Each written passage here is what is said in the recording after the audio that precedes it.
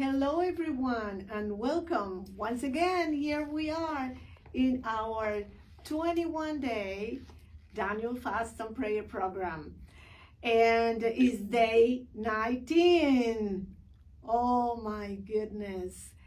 I truly hope, and I know I'm confident in this, that you are feeling so empowered because we have been walking with the Lord, being in His presence for all. I know you've done this before. I'm not saying this is the first time you do it, but there is something so special when you kind of dedicate the time and say, now I'm doing this program.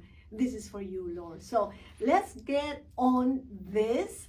And for today, I think I mentioned yesterday that we are going to, I really feel in my heart to go through verse by verse in the Psalm 91, because it's really that protection that is contained and summarized all in one psalm. So today we're going to be talking about the verses 5, 6, 7, and 8, and I'm going to be reading that and as I go.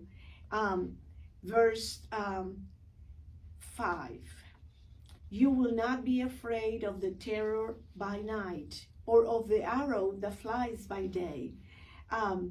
In this verse, we see how God is assuring us that we don't need to be afraid. We don't need to be afraid.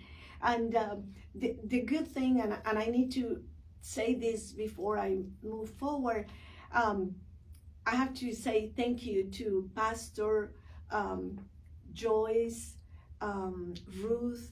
I don't even know her, and about 7-8 years ago, a good friend of mine gave me for Christmas a little book that this pastor, Peggy Joyce Ruth, had written, and it's called Psalm 91, the umbrella of His protection. And ever since I began to read it and study it, it brought so much clarity to me. Because sometimes, you're reading there some of the verses and I quite didn't understand what it meant. Maybe you do already, but I didn't. And it was such it brought so much confidence to me that the specific things that I was so frightened about were described already there. So here we go.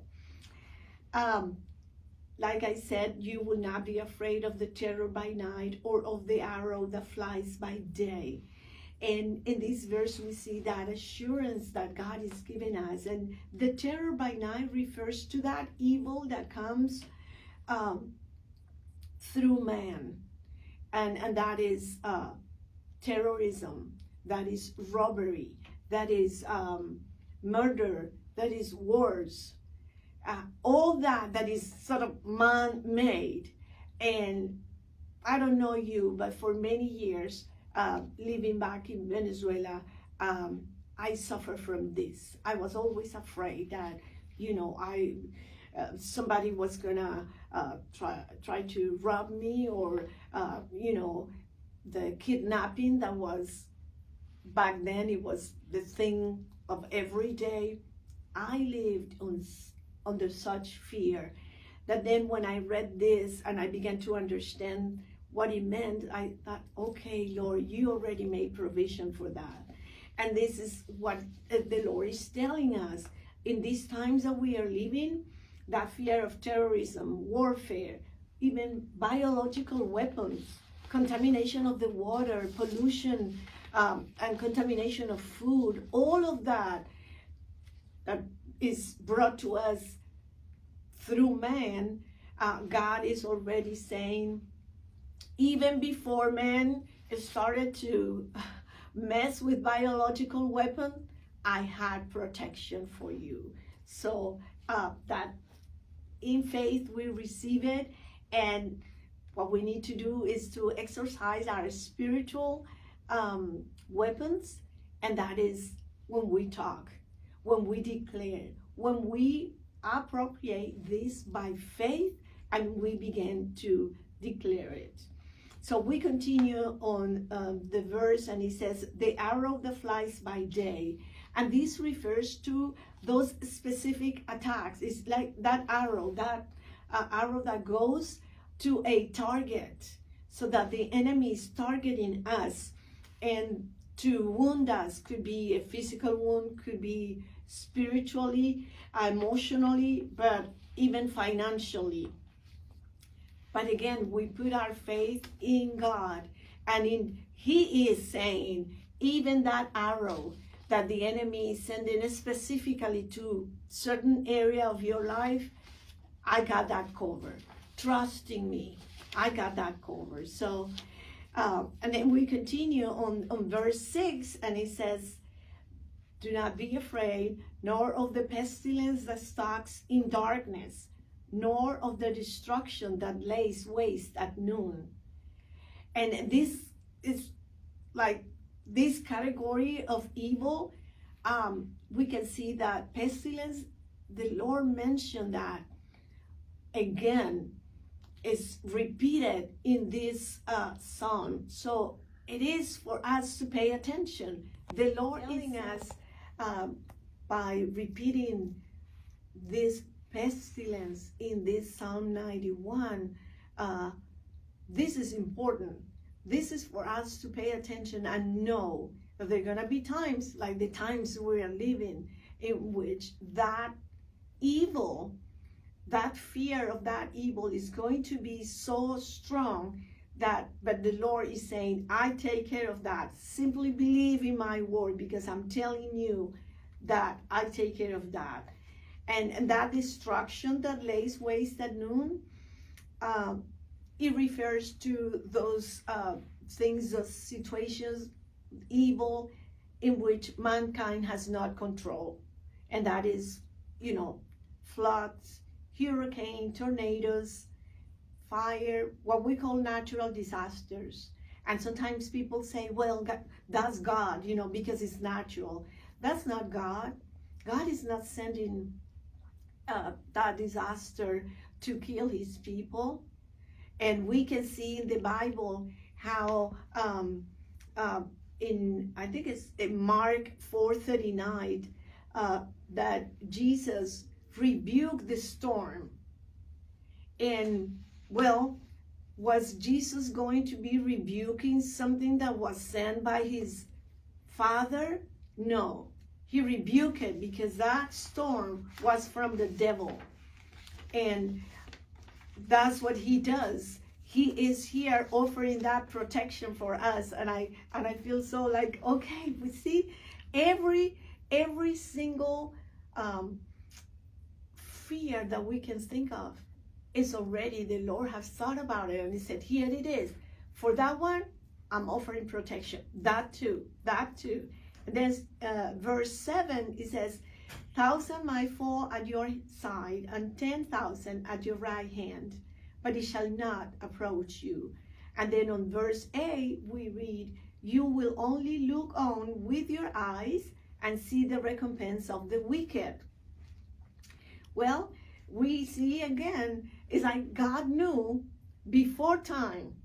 He knew before the beginning of the world that there were going to be times, and he's warning us that there are going to be times that destruction from the evil is going to come, and you will see 1,000 falling by your side. So we are prepared.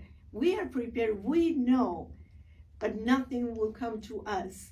And that is the time when we see those falling around us, that we need to run to the shelter, to the protection that he offers us. And isn't that something that provides us such a, my goodness, sense of trust and confidence that even through these things, the Lord already knew about it, and he's just warning us. And then we continue reading, and it says that we will see the recompense of the wicked, and that speaks that divine justice. We will see it, and it caught my attention. We will see it, but we will not experience it. It doesn't mean that it's not going to happen. It doesn't mean that we're going to be away from it, maybe, somewhere else. That we will see it, but it will not come to us. So that is, I thought, well, a protection if you see it, but just rest assured, you will only see it with your eyes.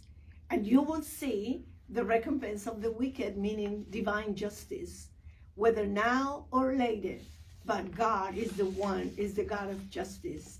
And He's given us His promise of protection, that every category of evil that we have mentioned, terror, arrows, pestilence, and destruction, when we are obedient to run to His shelter and His protection and abide in His shadow, then we don't need to fear no evil. So it is important, again, what is the part that we need to do? The renewal of our mind, to bring the Word of God to the forefront. And in times of, yes, because there are times that we feel frightened by it, those are the times that we know that we need to exercise and use our weapons, our spiritual weapons, with our mouth, declare His protection, declare His word. And that's what we're going to do right now.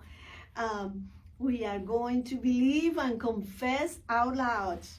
The Lord is my shield of protection. No fear of terror, arrows, pestilence, or destruction is allowed to enter in my mind. The windows of my soul are shut to any kind of evil messages. I don't let it enter into my mind. I am safe. I am protected. I am loved by God. So thank you so much for being here with me, and I will see you tomorrow. Bye-bye.